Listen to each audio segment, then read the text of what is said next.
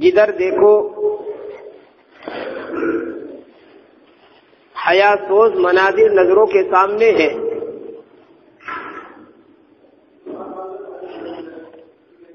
ایک سنجیدہ اور باوقار انسان کے لیے اپنے ایمان کی بقا یہ انتہائی بڑا مسئلہ بن چکا ہے.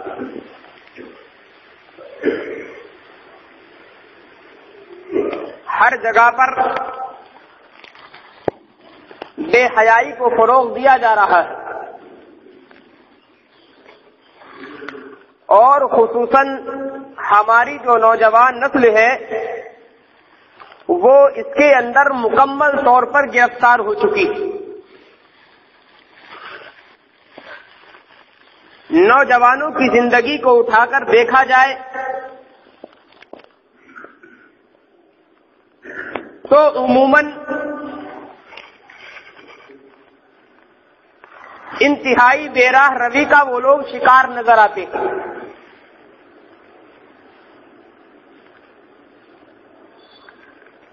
ہر گلی، ہر محلے اور ہر شہر کے اندر آپ غور فرمائیں تو معلوم ہوگا کہ جگہ جگہ پر عریانیت، فحاشی کو فروغ دیا جا رہا ہے.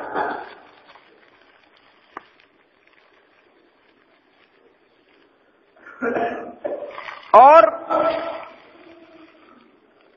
یہودیت اپنے اس مشن میں مکمل طور پر کامیاب ہو چکی ہے جو انہوں نے اپنے پروٹوکول میں ذکر کیا ہے کہ ہمارا مقصد ایک ایسی نسل کو تیار کرنا ہے جو جنسی لذات کے پیچھے اس قدر دوڑتی ہوئی ہو کہ جنسی لذت کو اپنا اہم مقصد بنا لے. یہ فحاشی، یہ عریانیت یہودیت نے اپنے مشن کے تحت میں پھیلانا شروع کیا. اور آج ہم غور کریں، پورا معاشرہ اس ظلم و بربریت کے تحت میں آ چکا ہے. کسی قوم اور برادری کا اس سے تعلق نہیں ہے. یہ مسلم اور غیر مسلم کا معاملہ نہیں ہے، بلکہ پورا معاشرہ آج عریانیت اور فحاشی کی زد میں آیا ہوا ہے. جدھر دیکھو مسلم یا غیر مسلم نوجوان لڑکے اور لڑکیاں سڑکوں پر ایک دوسرے کی تلاش میں گھومتے نظر آتے ہیں. نوجوان لڑکے بن سور کر اس نیت کے ساتھ گھروں سے باہر نکل رہے ہیں کہ شاید کسی کی بہن اور بیٹی پر نظر پڑ جائے تو ان آنکھوں کو سکون میسر آئے گا. ادھر میرے بھائیوں، لڑکیاں اس نیت کے ساتھ اپنے گھروں کو چھوڑتی نظر آتی ہے کہ کسی لڑکے کی نظر بد اس کے اوپر پڑے گی، اس کا خرچ چلے گا. میرے بھائیوں، پورا معاشرہ آج اس مصیبت کے تحت میں گرفتار ہو چکا ہے اور پورا معاشرہ اس تکلیف سے کرہ رہا ہے. یہ ایک قوم، ایک برادری یا کسی ایک مذہب کا معاملہ نہیں ہے. ہر ایک مذہب کے اندر فحاشی اور عریانیت کو ایک بڑا جرم تصور کیا جاتا ہے. اگر زناکاری قوم مسلم کے اندر حرام ہے تو ایسا نہیں ہے کہ دیگر مذاہب اس کی اجازت دیتے ہوں. تمام مذاہب کے اندر یہ بدکاری، یہ عریانیت، یہ فحاشیت، تمام مذاہب اس کو باطل قرار دیتے ہیں. ہر ایک مذہب کے اندر اس کو جرم قرار دیا گیا ہے. لیکن میرے بھائیوں، یہودیت نے آج اس جرم کو ایسے حسین انداز میں پیش کیا ہے کہ قوم مسلم یا دیگر قوم اس کو آج جرم تصور ہی نہیں کر رہی. آج کا نوجوان ظلم و بربریت، فحاشی و عریانیت کا شکار ہے، اور اس کی سب سے بڑی وجہ تو ہمارا ماحول ہے. ہم نے ماحول کو کچھ اس انداز پر بنایا ہے کہ جس ماحول کے اندر زندگی گزارنے والا کوئی بھی نوجوان آج اپنے آپ کو اس مصیبت سے چھٹکارا نہیں پا سکتا. دوسری اہم وجہ والدین کا اپنے بچوں سے صرف نظر کرنا ہے. والدین نے بچوں کی تعلیم و تربیت پر توجہ دینا کم کی، جس کے نتیجے میں یہ تمام برائیاں وجود میں آئی. بچپن کے اندر والدین تعلیم و تربیت دیا کرتے تھے، اس تعلیم و تربیت کا اثر پوری زندگی پر رہا کرتا تھا. جب بچپن کے اندر بچے کے دل کے اندر اسلامی تعلیمات، اسلامی قوانین کو بٹھا دیا گیا، پوری زندگی اس کو مستحضر رہتا تھا. آج بچوں کی تعلیم و تربیت پر کوئی توجہ نہیں دی جاتی ہے. اس لیے میرے بھائیوں، اس کا لازمی نتیجہ یہ ہے کہ جو چیز معاشرے کے اندر وبا کی شکل اختیار کیے ہوئے ہے، اس وبا کے اندر ہر ایک گرفتار ہوتا چلا جاتا ہے. ہم رونا روتے ہیں، بچے بے راہ روی کا شکار ہیں، ماں باپ کا کہنا نہیں مانتے، ماں باپ کی عزت کا کوئی لحاظ نہیں، ان کی قدر و منزلت کو پامال کیا جا رہا ہے. لیکن ہم غور کریں، اس کی سب سے بڑی وجہ والدین کا اپنا وجود ہے. اگر والدین نے بچپن کے اندر ان کی تعلیم و تربیت اسلامی انداز پر کی ہوتی، آج یہ فحاشی اور عریانیت کا شکار نہ ہوئے ہوتے. اور جو اس کی دوسری اہم وجہ ہے وہ ہے آج کل کی نوجوان نسل کا صحیح وقت پر شادی نہ کرنا. آج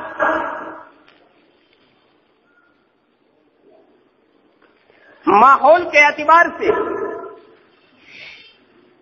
ہم اپنے معاشرے کا جائزہ لیں. فقہائے کرام نے نوجوان لڑکے کے بالغ ہونے کی عمر 15 سال ذکر کی ہے. لڑکیوں کے اندر احناف کا مسلک 15 سال کا ہے، لیکن کچھ ائمہ نے 9 سال لڑکی کے بالغ ہونے کی عمر متعین کی ہے. لیکن میرے بھائیوں، جہاں پر یہ مسئلہ ہے کہ لڑکا 15 سال میں بالغ ہوتا ہے، یہ اس لڑکے کے لیے ہے جس میں 15 سال سے پہلے بالغ ہونے کی کوئی علامت نہ پائی جائے. 15 سال پر ہر حالت میں اس کو شریعت بالغ مانتی ہے. یہ تو شریعت کا معاملہ ہے. آج ہم اپنے معاشرے کو اٹھا کر دیکھیں، اپنے ماحول کا جائزہ لیں. آج کی غذائیں اور گرم ماحول یہ بتا رہا ہے کہ آج کا نوجوان یہ 15 اور 16 سال کی عمر میں بالغ نہیں ہوتا. آج عموماً 8 اور 10 سال کے بچے بالغ ہو جاتے ہیں. شریعت اسلامیہ نے ایک قانون ذکر کیا، اگر بچی کی پرورش کا مسئلہ ہے، فقہا لکھتے ہیں کہ بچی کو اگر کسی کی پرورش میں دیا جا رہا ہے 7 سال کی مدت تک اس کو کسی کی پرورش میں رکھا جا سکتا ہے، اور 7 سال کے فوراً بعد ماں باپ کے سپرد کرنا لازمی ہے.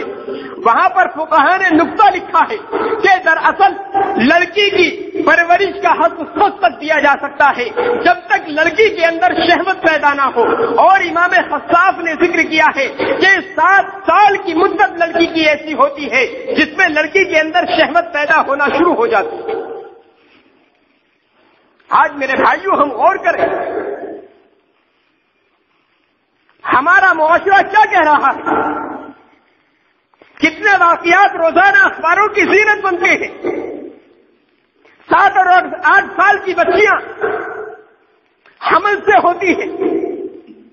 کتنے کالجوں اور اسکولوں کے واقعات ملتے ہیں.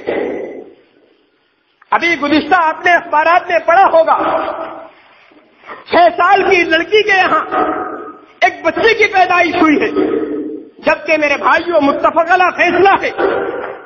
آپ کسی میڈیکل ریسرچ کرنے والے سے یا اسلامی قانون کے جاننے والے سے معلوم کریں، یہ متفقہ فیصلہ ہے کہ بچے کی پیدائش بالغ ہونے سے پہلے ممکن ہی نہیں ہے. اگر لڑکی کو حمل ٹھہر رہا ہے، یہ دلیل ہے اس بات کی کہ لڑکی بالغ ہو گئی ہے. میرے بھائیوں 6 سال کی مدت میں لڑکی کو حمل ٹھہرتا ہے. معلوم یہ ہوا کہ 6 سال کی مدت میں لڑکی بالغ ہو رہی ہے. اگر بچہ 8 اور 9 سال کی مدت میں میرے بھائیوں لڑکیوں کی طرف نظریں بد ڈالتا ہے، آپ کیا سمجھتے ہیں وہ بچہ رہ گیا؟ اور اس کے بعد ماں باپ کا ظلم یہ کہ 30 اور 32 سال تک بغیر شادیوں کے روکے رکھا جاتا ہے. آپ میرے بھائیوں اندازہ کرو، وہ بچہ جو 8 اور 10 سال کی عمر میں بالغ ہو چکا ہے، 20 سال بغیر شادی کے گزارنا اس کے لیے کتنا مشکل امر ہے. ہم یہ سمجھتے ہیں ابھی ہمارا بچہ شادی کے لائق ہی نہیں ہوا ہے. ہماری نوجوان نسل اپنے بستروں میں گھس کر گندی فلمیں موبائلوں پر دیکھتی ہے. ہم یہ سمجھتے ہیں ہمارے بچے شادی کے لائق نہیں ہوئے. یہ ہماری نوجوان نسل ایک دوسرے پر نظریں بد ڈال رہی ہے.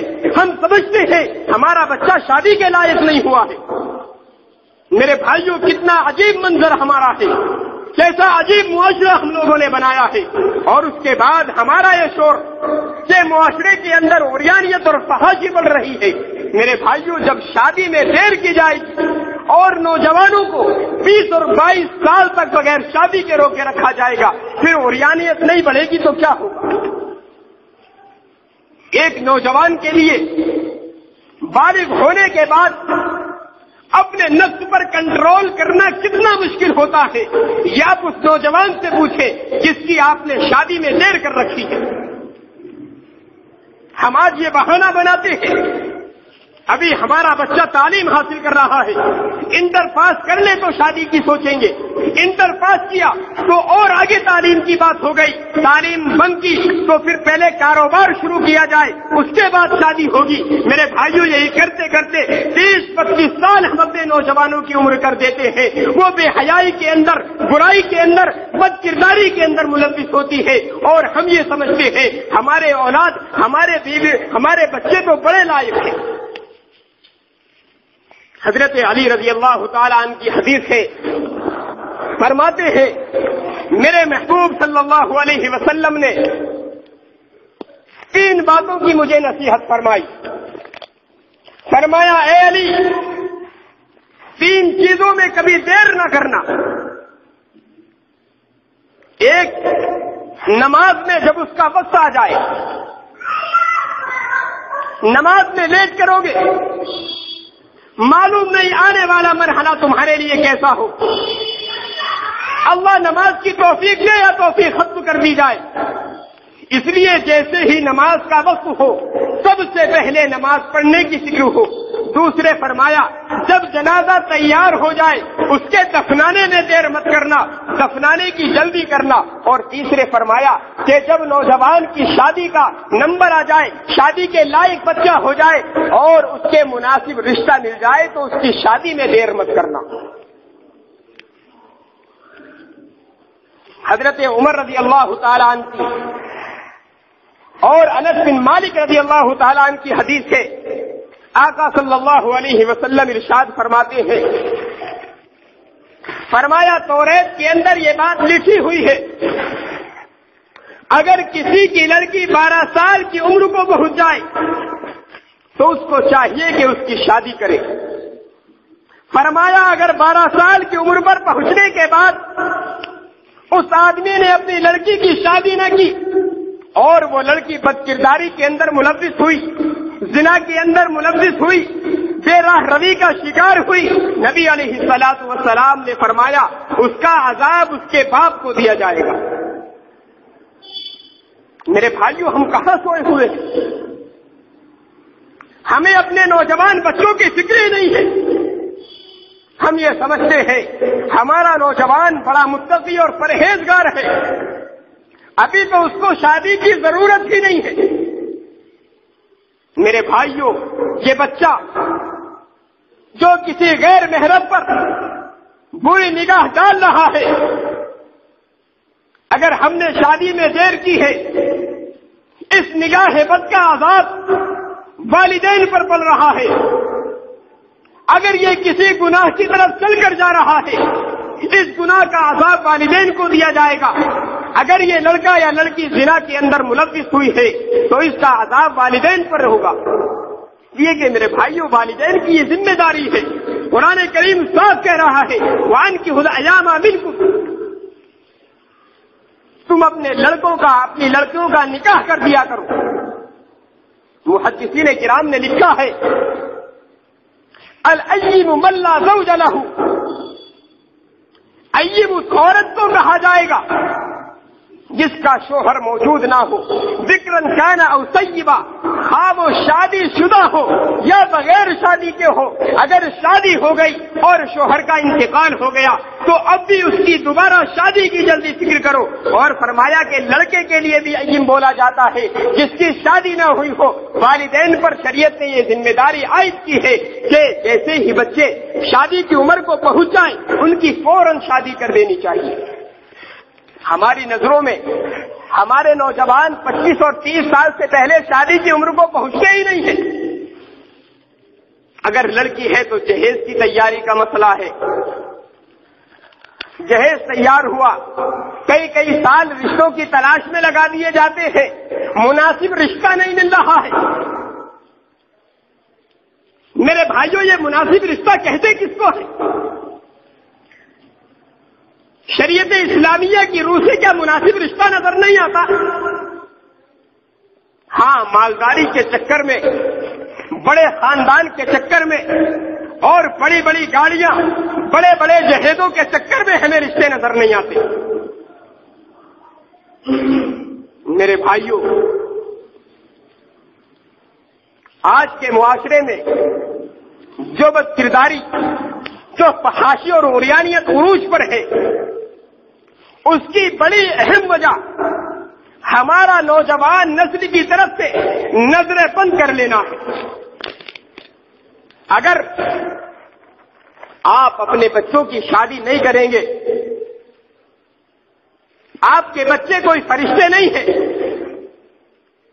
اللہ نے جو جنسی شہوات آپ کے اندر رکھے ہیں وہ آپ کی اولاد کے اندر بھی رکھے گئے۔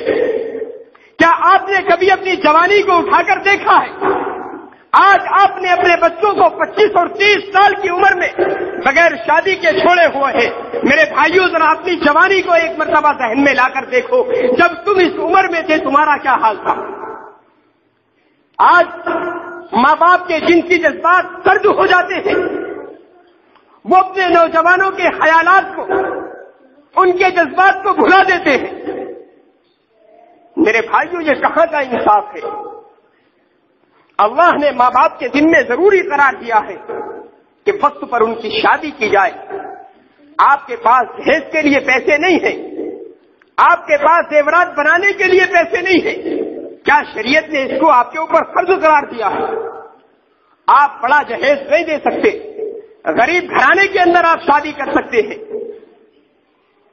محض اپنی ناز کی وجہ سے اور اپنے نام اور شہرت کی وجہ سے اپنے بچوں پر ظلم کیا جاتا ہے۔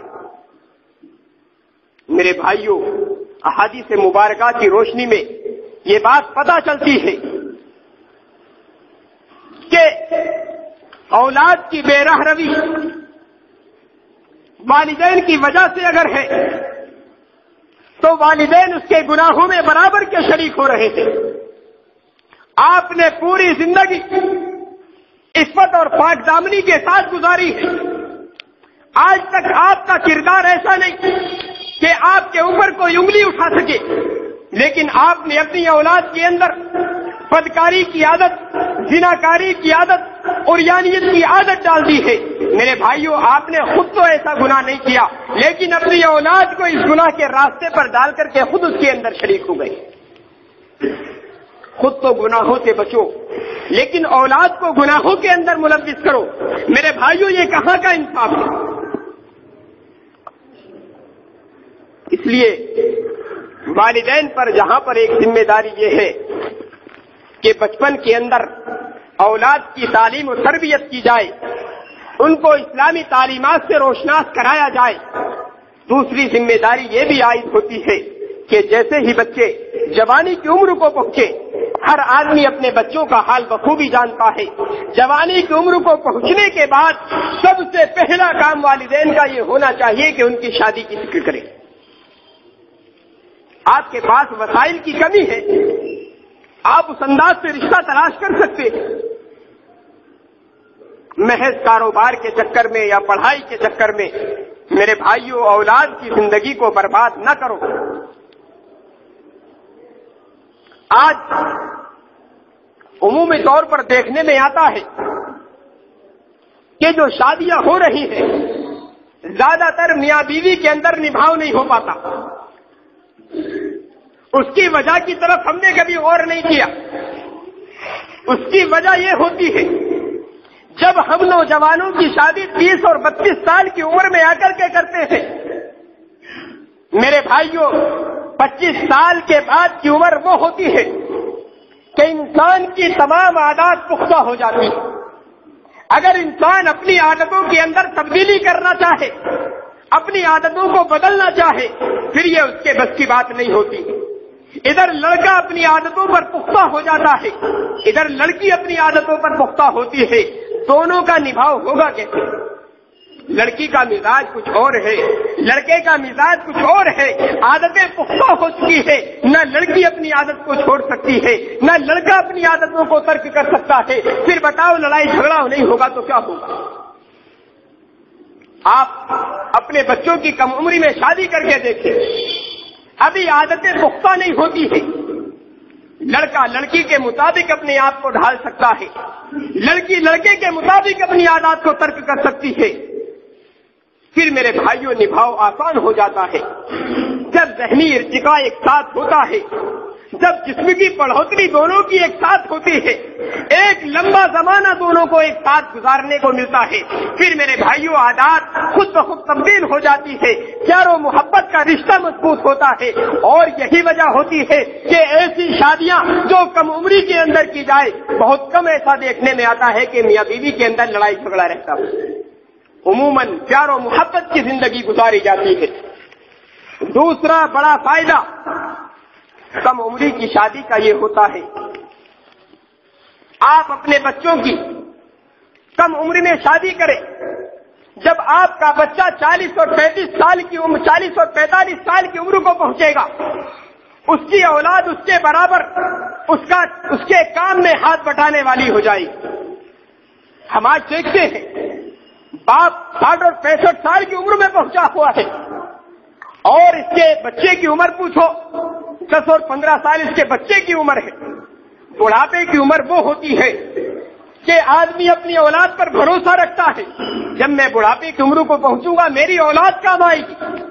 جب میرے بھائیوں 30 اور 32 سال کی عمر میں اس کی شادی کی جائے گی، پھر یہ اولاد اس کی کام کیسے آئے گی؟ یہ قبر کے اندر چلا جائے گا، تب اس کی اولاد کچھ کرنے کے لائق ہو پاتی ہے۔ آپ کم عمر میں شادی کریں گے، آپ کا بچہ 40 اور 42 سال کی عمر کو پہنچے گا کہ اس کا لڑکا اس کے برابر کھڑا ہو جائے گا اور کام میں ہاتھ بٹائے گا۔ یہ میرے بھائیوں زیادہ وقت نہیں ہے کہ اور اس کی تفصیل کی جائے، بہرحال ہم لوگ غور کریں اور اپنی نوجوان نسل کے بارے میں غور و فکر کریں، سنجیدگی سے سوچیں کہ ہمارے بچوں کے اندر جو بے راہ روی، جو فحاشی اور عریانیت پائی جاتی ہے، اس کی آخر وجہ کیا ہے؟ ہم اپنی اولاد کو فرشتہ تصور نہ کریں۔ نوجوانی میں ہمارے جو جذبات، ہمارے جو خیالات تھے، ہم اپنی نوجوانی کی عمر کو سامنے رکھیں پھر اپنے بچوں کو سامنے رکھے. ایک مسئلہ میرے بھائیوں ہمارے سامنے حکومت کے قانون کا آتا ہے. ہمارے یہاں حکومتی قانون یہ ہے کہ 18 سال سے پہلے شادی نہیں کی جا سکتی، اس کو ممنوع قرار دیا گیا ہے. میرے بھائیوں اس قانون کی شریعت کے اعتبار سے کوئی حیثیت نہیں ہے، اور اگر ہم غور کریں تو دنیاوی اعتبار سے یہ قانون عمل کے لائق ہی نہیں ہے. یہاں کا قانون کچھ اور ہے، کسی اور علاقے کا قانون کچھ اور ہے. کیا آج تک کوئی اس بات کا دعویٰ کر سکتا ہے کہ ہندوستان کے تمام علاقے ایسے ہیں جس میں بچے 18 سال سے پہلے بالغ نہیں ہوتے؟ ممکن ہے اکا دکا علاقہ، کوئی ٹھنڈا علاقہ ایسا پایا جاتا ہو جہاں پر 18 سال سے پہلے بچے بالغ نہ ہوتے ہو، لیکن تمام ہندوستان کے علاقے ایسے ہو کہ جس میں 18 سال سے پہلے ہماری لڑکیاں یا لڑکے بالغ نہیں ہوتے. میرے بھائیوں کوئی صرف ہندوستان نہیں، دنیا کے کسی بھی خطے کے اندر کوئی ملک ایسا نہیں پایا جاتا جس میں یہ بات پائی جاتی ہو کہ 18 سال سے بچے پہلے بالغ نہ ہوتے. پھر آپ غور کریں اس حکومتی قانون کی حیثیت کیا ہے. ہاں حکومت نے یہ قانون تو لگایا ہے، لیکن زنا کو روکنے کا کوئی قانون نہیں، فحاشی اور عریانیت پر روک لگانے کا کوئی قانون نہیں ہے. لڑکا اور لڑکی سرے عام زنا کرے ان کو روکنے والا کوئی نہیں ہے. پھر میرے بھائیوں ہم محض سرکاری قانون کی بنا پر تکیہ کر کے بیٹھ جائیں، اس کا کیا جواز ہے؟ اگر سرکاری قانون پر عمل سرکار کو کرانا ہوتا تو سب سے پہلے وہ فحاشی اور عریانیت پر روک لگاتی. ان زناکاریوں پر، ان بدکاریوں کے لیے قانون نافذ کیے جاتے. آج بدکاری کے لیے کوئی قانون نہیں، شادی کے لیے ہزاروں قانون میرے بھائیوں سرکاری نظر آتے ہیں. ان سرکاری قوانین کی شریعت کے سامنے کوئی حیثیت نہیں ہے. سب سے پہلے ہمارے لیے شریعت کا قانون ہے، اسلام کا قانون ہے، قرآن کا قانون ہے، حدیث کا قانون ہے. اگر ہمارے اسلامی قوانین سے کوئی سرکاری قانون میرے بھائیوں مقابلہ کرتا ہے، پھر سرکاری قانون کی ہمارے قوانین کے سامنے کوئی حیثیت نہیں ہوگی. ہمارے لیے سب سے پہلے قرآن و حدیث ہے. اگر سرکاری قانون پر عمل کر کے ہم قرآن و حدیث کی مخالفت کر رہے ہو، پھر میرے بھائیوں ہمارے اس سرکاری قانون کی کیا حیثیت رہ جاتی ہے؟ ہاں وہ قوانین ہمارے لیے قابل احترام ہے جن سے شریعت نے منع نہیں کیا ہے، شریعت کا حکم جن سے نہیں ٹوٹتا ہے. لیکن شریعت کے احکامات جن قوانین کو سامنے رکھ کر کے ٹوٹ جاتے ہو میرے بھائیوں وہ قوانین توڑنے کے لائق ہے. شریعت کا قانون ایسا ہے جو ٹوٹتا نہیں ہے. شریعت نے جو قوانین بنائے ہیں میرے بھائیوں ان کے اندر تبدیلی بھی نہیں ہوتی ہے. ہم غور کریں ہم اپنی نوجوان نسلوں کو کہاں لے جا رہے ہیں. ہم 18 اور 20 سال کی عمر میں زیادہ سے زیادہ شادی کی فکر کر لیں. ہونا تو یہ چاہیے کہ 15 اور 16 سال میں ہم اپنے بچوں کی شادی کی فکر کریں. پھر انشاءاللہ یہ جو فحاشی اور عریانیت کا دورہ ہے، یہ جو بدکرداری اور زناکاری عام ہے میرے بھائیوں ان تمام کا خاتمہ ہوگا، ایک صالح معاشرہ تشکیل پائے گا. اللہ ہم سبھی کو عمل کرنے کی توفیق عنایت فرمائے. وآخر دعوانا الحمدللہ.